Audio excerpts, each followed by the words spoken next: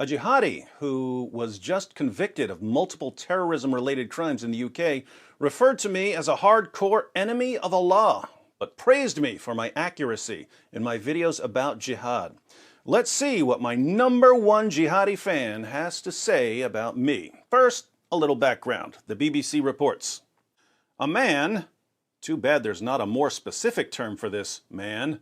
Better watch out for those men. They keep planning all these killing sprees. A man has been convicted of planning a terror attack at London tourist hotspots just over a year after he was cleared of attacking police with a sword outside Buckingham Palace. Mohiussunnath Chowdhury, 28, from Luton, spoke about targeting attractions, including Madame Tussauds, the Gay Pride Parade, and a tourist bus. The former Uber driver unwittingly revealed his plot to undercover police. He also bragged to them that he had deceived the jury at his first trial. Chowdhury was cleared of a terror charge in December 2018 after slashing police with a sword outside the Queen's London residence while shouting Allahu Akbar. At the time, Chowdhury told jurors he only wanted to be killed by police and did not intend to harm anyone. Think about how amazing the British legal system is. This guy rammed through police barriers with his car, then attacked police with a sword while screaming Allahu Akbar. When he went to trial, he told the jury that he was only trying to commit what's called suicide by cop, and they acquitted him.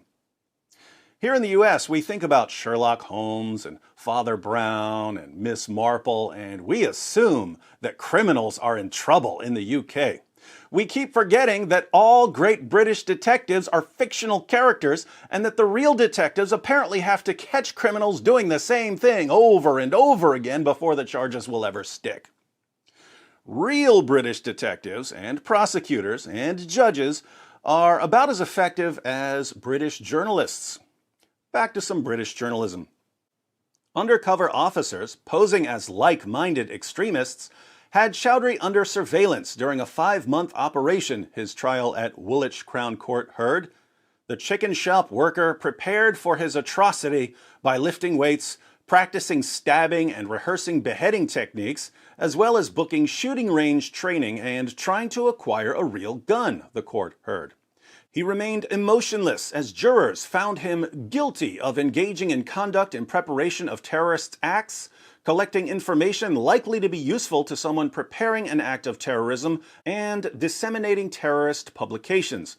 The second charge related to a document titled Guidance for Doing Just Terror Operations on his phone, which included instructions on how to kill people with knives. I'll link to the 2 articles I'm citing, but in short, this man, for lack of any more descriptive term, immersed himself in the lectures of Anwar al-Awlaki and other jihadi preachers. He watched ISIS execution videos and posted ISIS propaganda. But he eventually decided to see what non-Muslims had to say about jihad. Did non-Muslims understand what Islam says about terrorism? So he got Tommy Robinson's book, Muhammad's Quran, Why Muslims Kill for Islam, and he visited Robert Spencer's website, Jihad Watch, and he watched a bunch of videos by some sexy super genius named David Wood. Let's read the part about what jihadis think of me. The Independent reports. He also relied on videos by a Christian preacher who claimed to explain jihad and vehicle attacks by presenting Islam as inherently violent. How could anyone claim that Islam is inherently violent just because Allah commands his followers to fight anyone who doesn't believe in him, and just because Muhammad said that he had been sent to fight people until they acknowledge him as a prophet, and just because Muhammad ordered his followers to execute anyone who leaves his religion? What kind of monster would claim that Islam is inherently violent simply because it calls for the violent subjugation of the entire world? Chowdhury described American David Wood as a hardcore enemy of Allah. Got that right, Miss Marple. To undercover police, but added, he does a better job of explaining Islam than most speakers in the West. This guy's on a roll. He repeatedly shared Mr. Wood's videos. Mr. Wood's videos? Mr. Wood, I didn't spend years earning multiple bachelor's degrees, multiple master's degrees, and a Ph.D. in philosophy just to have some second-rate hack for a third-rate garbage tabloid call me Mr. Side note to everyone else, feel free to call me David. I only pulled a doctor card on these leftist, fish-wrap propaganda jockeys who keep miscredentialing me. He repeatedly shared Dr. Wood's videos with the officers, instructing them to watch them and describing the passage on vehicle attacks as a really good breakdown of options. I don't mean to toot my own swag horn here, but I have to agree that I did an awesome job explaining a collection of Islamic terrorist attacks in my video, Understanding Vehicular Jihad. Here's the clip Mr. Chowdhury was referring to. Watch carefully, because there's something hilarious in this clip, given how Mr. Chowdhury was apprehended.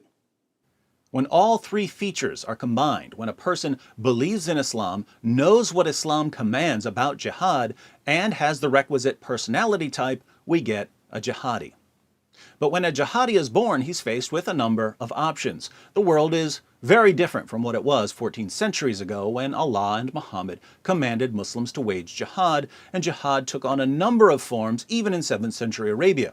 So there are a range of options available to the newborn jihadi. But what are the main options? Well, first, if the jihadi has always wanted to travel and see the world, he can join a foreign terrorist group. If he decides to go this route, he's faced with a further decision, namely, which group do I join? Do I join Al-Qaeda or ISIS or Al-Shabaab or the Taliban or some other group? Second, the jihadi might decide to wage jihad in his own country, and here he'll face the further decision of how to go about this. Do I learn to build bombs, or try to get a bomb from someone else, or get some guns or knives, or get in a car or truck and drive it into a crowd of people? Now, the options open to the domestic jihadi vary in two important ways. One, they vary in the amount of preparation required, and two, they vary in the degree of impact. In other words, learning to build bombs can take a significant amount of time, years if you're thinking of something beyond a pressure cooker or a pipe bomb. But the results can be pretty terrifying if you manage to blow up a bunch of people. Guns may be more or less difficult to acquire depending on where you live and who you know, and the impact may be more or less potent depending on how quickly someone's going to shoot back. Grabbing some knives from your kitchen drawer is simple enough, but the outcome probably won't be particularly devastating. You can only stab or slash so many people before you're shot or tackled. Or you can get in an SUV or something larger and drive it into a crowd of people. Notice that the vehicular option doesn't take much preparation and that you can potentially inflict a lot of casualties so long as you have a heavy enough vehicle and a sizable crowd of people. So if you're weighing your options and you don't think you'd be a good bomb maker and you think you'll have a tough time getting a gun and you want to do something more than just stab a few people, vehicular jihad is going to catch your eye. Another option. For people who don't want to die, there's the option of supporting jihad financially. Muhammad himself said that people who pay for others to wage jihad receive the same reward as the jihadis who fight. So if you've got a business or a good job, you might decide to fund jihadis. This is why we've seen so many cases of people being charged with sending money or supplies to various terrorist groups. Even groups like CARE have been caught conspiring to fund terrorist groups. Finally, you might believe that you're supposed to wage jihad, but you might not like any of the options currently available, so you might decide to wait patiently. Here you're waiting for something to come along that jumps out at you as a mission from Allah. You're convinced that you're called to fight, but you're not convinced that any of the options currently on the table is the way to go. Hence, you wait. And polls show that many people who agree with jihadi doctrine aren't actually waging jihad. They're waiting. So now we're in a position to understand the rise of vehicular jihad. Years ago, Al-Qaeda set the bar for a successful terrorist attack pretty high. A successful terrorist attack was crashing planes into buildings or blowing up subway stations, mass casualties, go big or go home. And for years, aspiring jihadis attempted to recapture the success of the 9/11 attacks or the 7/7 bombings. And they failed. Over and over again, jihadis would get caught trying to buy bombs from undercover FBI agents. They would then go to prison, and instead of inflicting terror, they convinced us that the FBI is really on top of things. Eventually, a few jihadis concluded that successful small-scale attacks would be better than failed large-scale attacks. So instead of plotting to blow up a building, they would grab a knife or an axe or a gun or a small pressure cooker bomb and go stab or hack or shoot or blow up a few people in the name of Allah. These small-scale attacks wouldn't be as dramatic as the 9/11 attacks or the 7/7 bombings, but they were much more difficult to stop than large-scale attacks. But even though small-scale attacks are more difficult to prevent, they're not always impossible to stop. Police can keep an eye on people who buy guns or who download instructions to build pressure cooker bombs. If someone's carrying a backpack onto a train, police can tell him to open his bag. But how do you stop someone from getting in his SUV and driving it into a crowd of people? Until he's plowing through the people, he hasn't done anything. How do you stop someone from renting a U-Haul truck and heading towards a local parade? You can't. And jihadis are now recognizing that for those of them who don't want to join a foreign terrorist group and don't want to support jihad financially and don't want to wait indefinitely and don't have access to bombs or guns and would like to do something more spectacular than stab someone, the best rewards to risk ratio is vehicular jihad. Extremely low risk of getting caught before the attack, very high rewards in terms of terror, casualties, and injuries. It took jihadis a while to realize this, but after a few successful attacks, they've caught on. So good. Thanks for plugging it for me, Independent. The link to the full video is in the description box. By the way, did you catch the part where I pointed out that jihadis keep getting caught because they keep going to undercover FBI agents? Over and over again, jihadis would get caught trying to buy bombs from undercover FBI agents. They would then go to prison, and instead of inflicting terror, they convinced us that the FBI is really on top of things.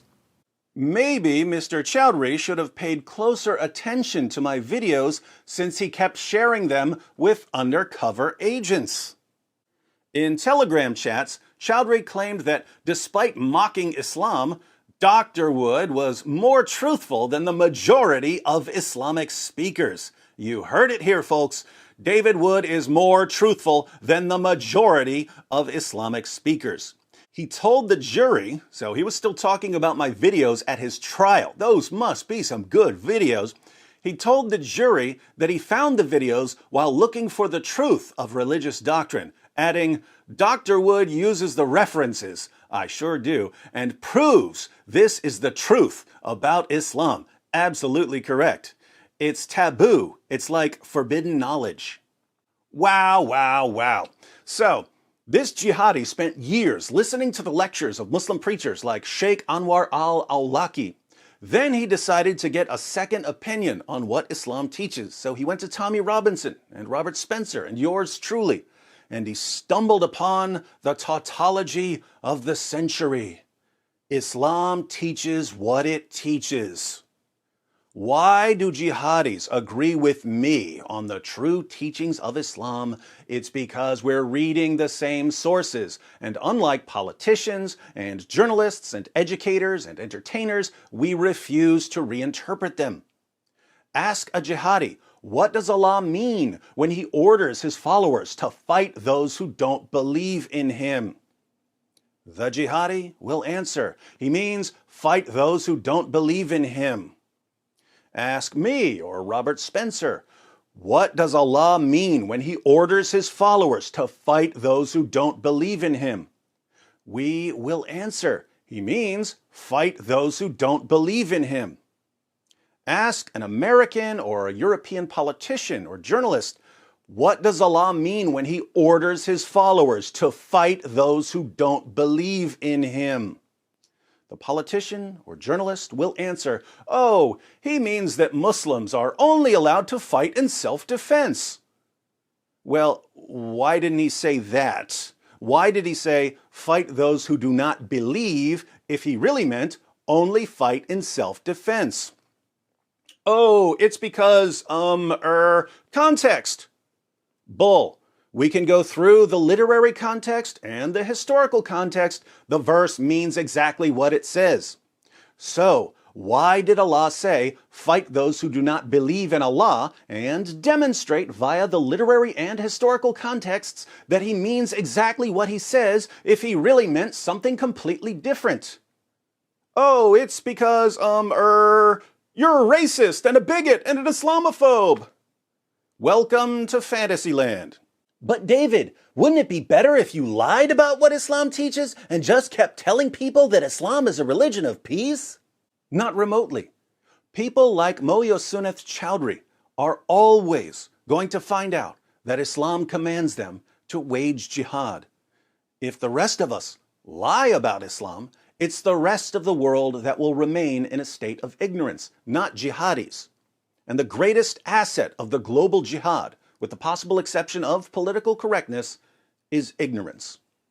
So, when Allah and Muhammad call for the violent subjugation of the entire world, believe them. When jihadis tell you that they've been commanded to violently subjugate the entire world, believe them. When a bunch of deluded morons who wouldn't know the Quran from a phone book tell you that Islam is all about peace and tolerance, don't believe them because they're deluded morons. Well, now that you know that my videos about jihad have the jihadi stamp of approval, how about watching a few of them and becoming part of the solution? I recommend starting with the 3 stages of jihad, then moving on to the much shorter jihad triangle, followed by understanding vehicular jihad, and finally the Quran in context. The links are in the description box, and there's plenty more where those came from.